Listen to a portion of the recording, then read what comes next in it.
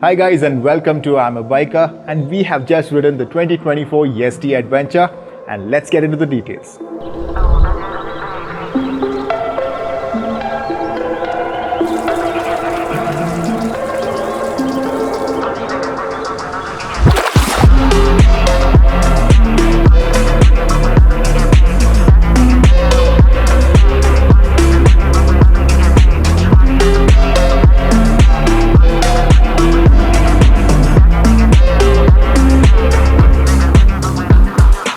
So the Yezdi Adventure has been with us for approximately 2 years now, and this is probably the most comprehensive update it has received. In terms of the actual changes, well, the cage is basically a little bit smaller now, a bit more narrower, making the bike look a little bit more sleeker. It is lighter by about 1 kg in terms of overall weight. Then you get better seats, slightly redesigned seats in terms of cushioning. The suspensions, the front suspension has improved damping for better low speed behavior. And then you have a lighter clutch, very important. And then you have different maps for each of the first, second and third gear, which improves the bottom end behavior of the bike. And then you have better heat management, and then you have a new sump guard as well. So this being the biggest change that the Yezdi Adventure has received in a long time. How does it all come together? Let's get into the details.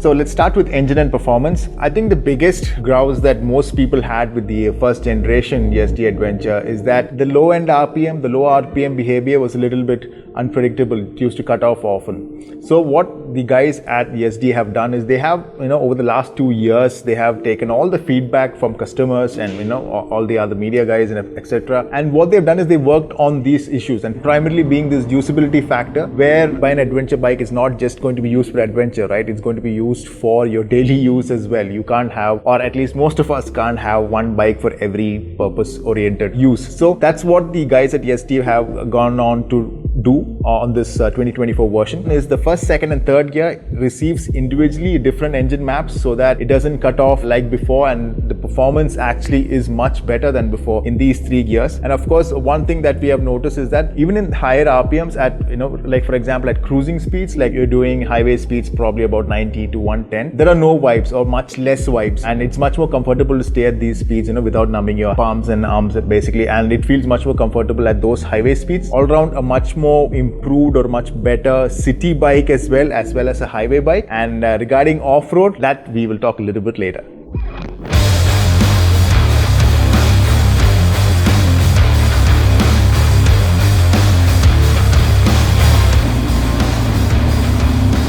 To make it easier to ride in the city, with constant gear changes, slow moving traffic, etc., the clutch feel and the clutch pull is also much lighter. So again, definitely a big change when it comes to how the bike feels in tight congested traffic. A big green tick when it comes to daily use. Now coming to the improved heat management, the challenging conditions that we had meant that we were riding in first, second and third gears most of the time, and also to get those beautiful water splashes and the rear stepping out and all that, we were constantly giving it the throttle. Yes, the heat management is much better, and even after doing this for a couple of hours together, the engine did not really make us uncomfortable. It was well within the comfortable limits, and in fact that's a big improvement over what it was. So now coming to the handling, well, I think it's much better handling machine now, more balanced and sorted out machine now, especially when you have the right amount of power and torque available on your right hand, right, especially in challenging conditions. The vehicle feels much more balanced than before and easy to get out of a situation than before. The overall weight, you don't really feel it. It's much balanced and poised in off-road and on-road conditions. We really didn't get a chance to really push it around a nice winding roads like when you go touring, because it was mostly an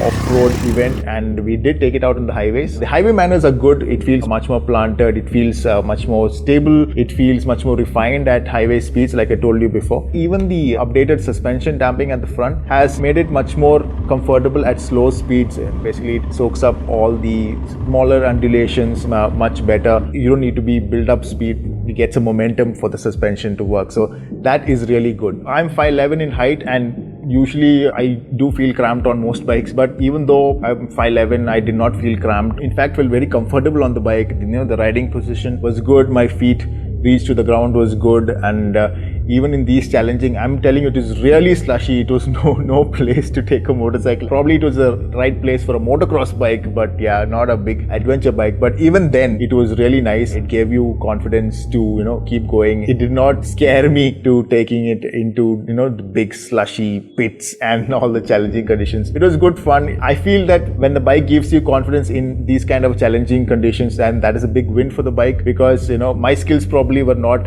up to par, but the bike probably made me more comfortable and confident. So the tires are basically on-off-road tires, but they're rounded off tires. They're not meant for the conditions that we rode it in. So they do get coated with muck quite easily. But yeah, on the road, these were really good, and basically off-road conditions, they were fine. But yeah, definitely not for the muck because it gets stuck in. But yeah, tires were good for most part of it, and whenever we took it into stable conditions. Braking also felt good. It is confidence inspiring. The ABS modes were spot on. You can switch off the ABS only in the off-road mode. The rear ABS, you can switch off in the off-road mode and get the rear wheel out whenever you jam hard on it. The other one, you have the road mode and you have the rain mode as well. And the ABS levels basically vary between these modes. The intensity of it kicking in basically varies in these modes. Overall, I think the build quality definitely has improved. Probably one place I wish things were slightly better is probably the switchgear quality, especially that hazard light button. It could have been made better.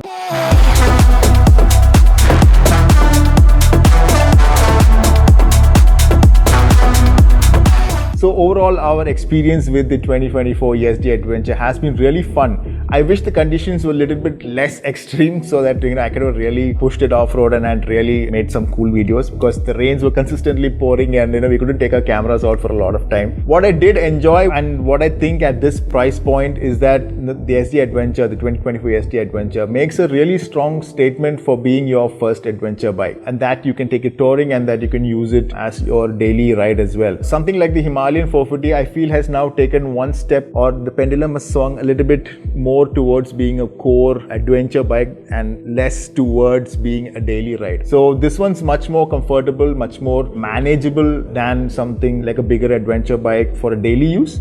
And this one feels good off-road, this one feels good on the highway, and it feels a much more overall and practical bike than the one bike garage kind of a situation. So yes, that's our thoughts on the 2024 Yezdi Adventure. If you have any questions, do drop them in a comment below. Do check out our Instagram, and shout out to our t-shirt sponsor, autostreet.in. Do check out their collection. There's a discount code also available. Thanks for watching, and I'll see you in the next one.